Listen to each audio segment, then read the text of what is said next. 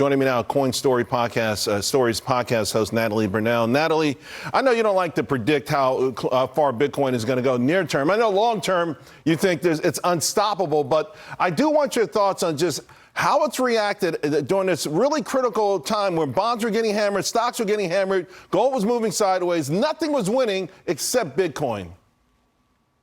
That's right. Well, the Bitcoiners are trying to front run the institutions before that spot Bitcoin ETF gets approved. And I'm certainly one of them. I heard someone in your show recommending that 40% bond portfolio. I will not be following that. I'm going to be investing in Bitcoin because knowing what they're going to have to print, I want to be in a scarce asset and this digital network. Before we talk about these institutions that are poised to jump in, let's talk about the Gen Zers, right? The article here recently about retirement being overrated. Gen Z are saying as soft savings trend holds. I mean, is this something that's considered a soft savings trend?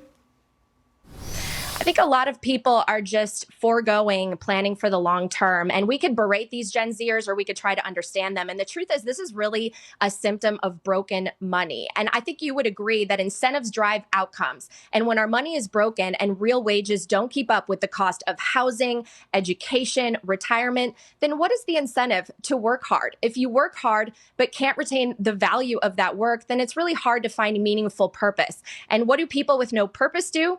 They distract themselves with pleasure and experiences. And so what I think these younger generations really lack is economic hope that the future will be better if they work hard. I mean, in the 70s, you could have a one-income household purchase a nice home, afford a nice middle-class life. And today, young people are seeing that even two incomes plus a side hustle doesn't make ends meet. So I think that's skewing the value system, even the morality.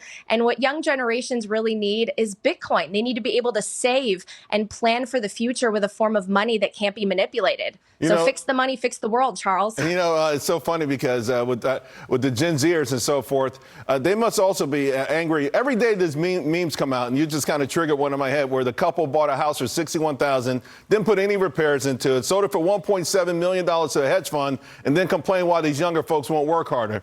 So I was just reminded of that.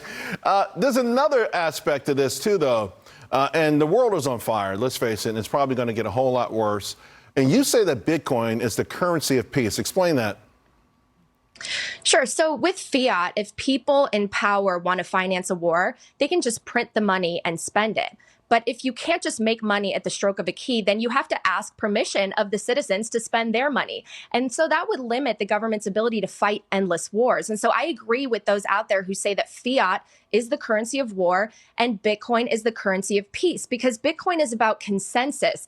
And with the incentives in Bitcoin, they benefit those who cooperate and play by the rules and put in the work.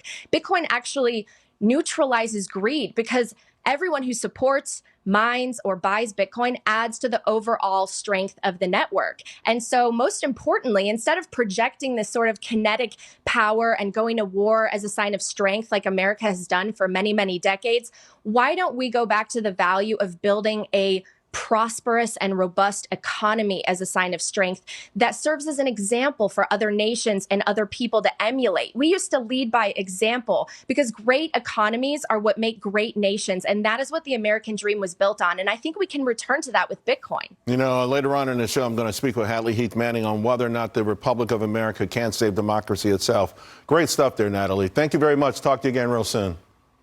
Thanks for having me. Also, folks, I got coming up, Wall Street legend Peter Brandt's going to share the advice that he has for a new generation of investors, plus